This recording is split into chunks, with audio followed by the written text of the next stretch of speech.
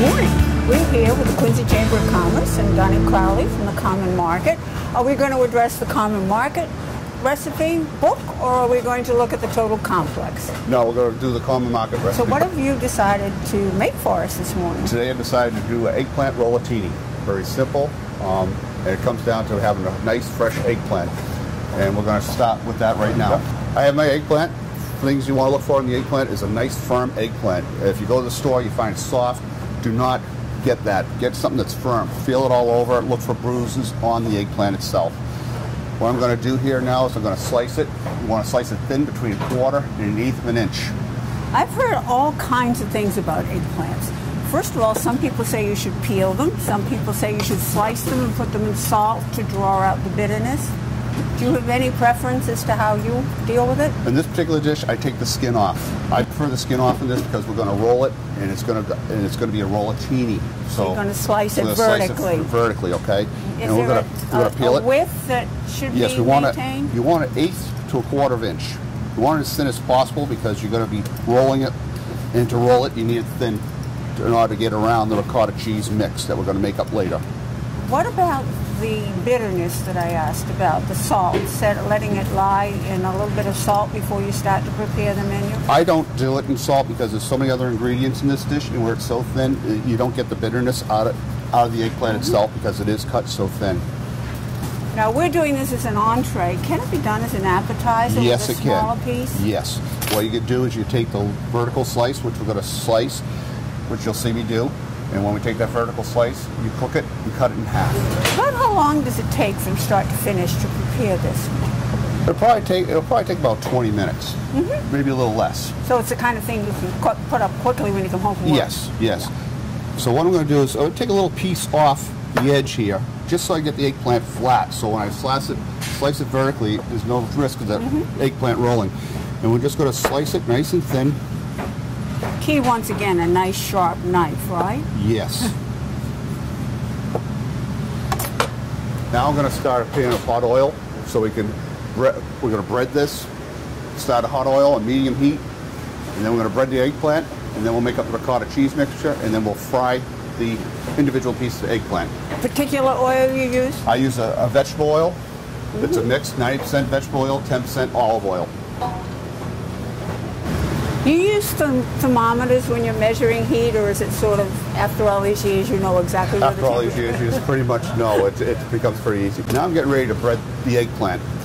And what we're going to need is a little egg wash. So we're going to take 2 eggs. There you go. Thank you.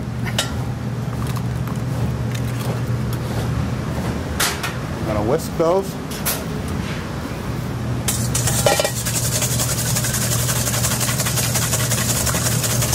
You add nothing at all to that? No water or anything? I'm going to add some light cream. And I have some light cream right here. And we're just going to add approximately about a cup of this light cream. What does that do to the egg? Does it help it coat, or does it give it a creaminess? What it does is help coat the eggplant and have the crumbs adhere to the eggplant much better.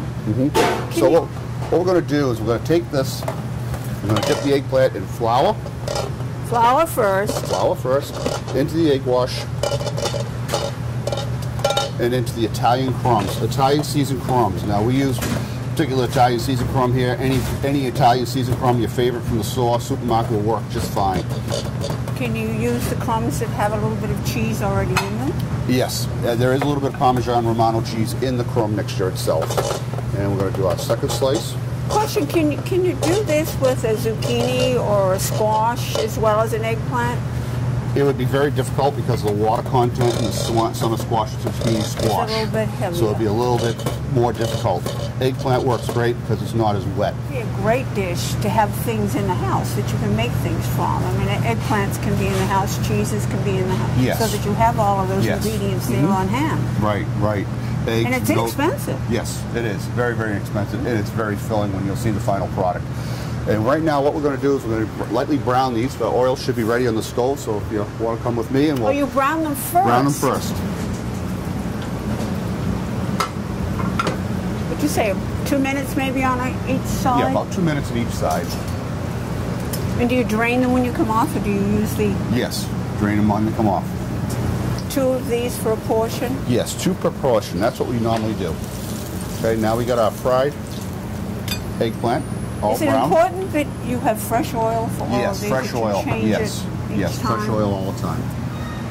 How important is it that you cook vegetables in one oil and meat in another oil and fish in another oil? Should we keep them consistent? You try to keep it consistent, keep it separate. You know, like all our French fries are fried in one particular fry vat. We don't mix the fish or the meats into the separate vats. We try to keep it all separate because you can get the flavors of the different fish or, you know, Crossovers. crossovers, Really. you know, so it's real important. Plus that, sometimes you're deep frying your fish and everything else, it breaks down the fat quicker, whereas French fries won't. But if there's a lot of water content in the French fries, it will break down the oil. And sometimes there are actually different oils that Yes. you have to use for different things. Yes. Now it comes to the spreading part, Okay. right? While we're waiting for the eggplant to cool down, we're going to make our ricotta cheese mix for the eggplant itself.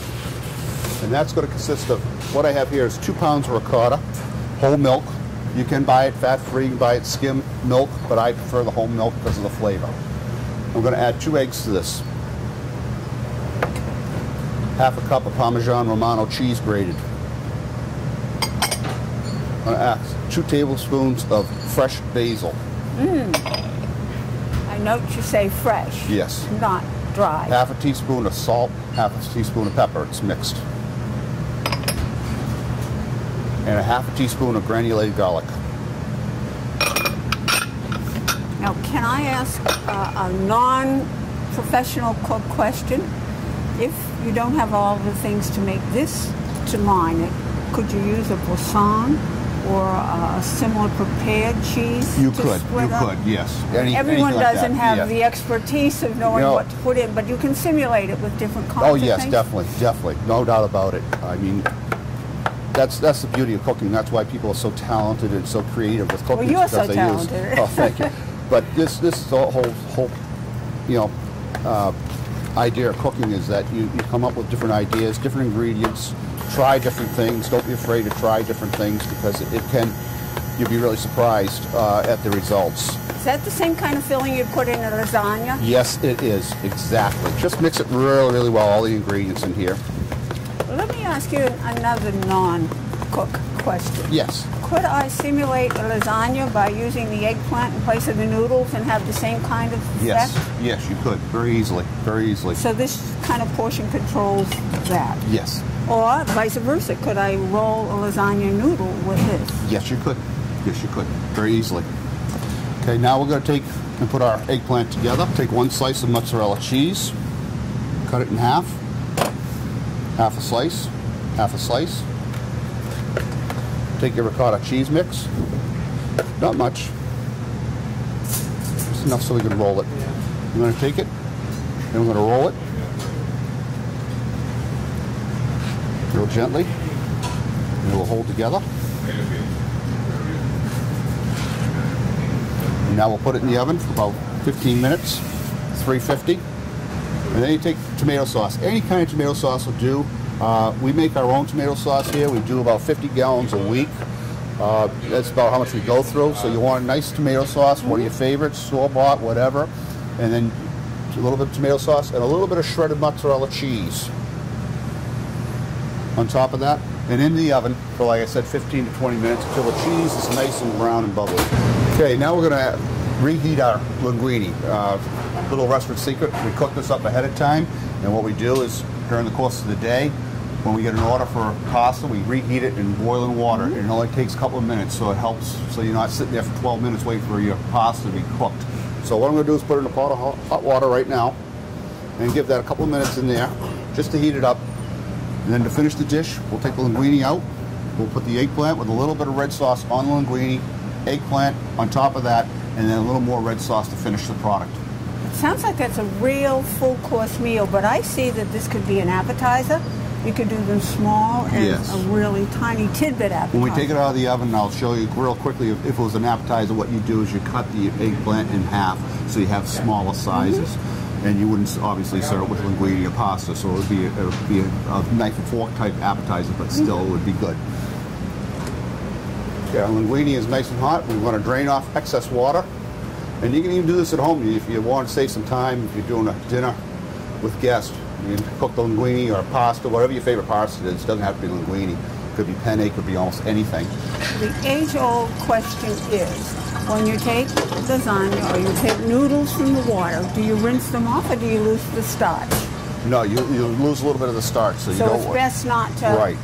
Now we're going to put a little bit of tomato sauce in that linguine, and we're going to take our finished product, the eggplant, which is done in the oven.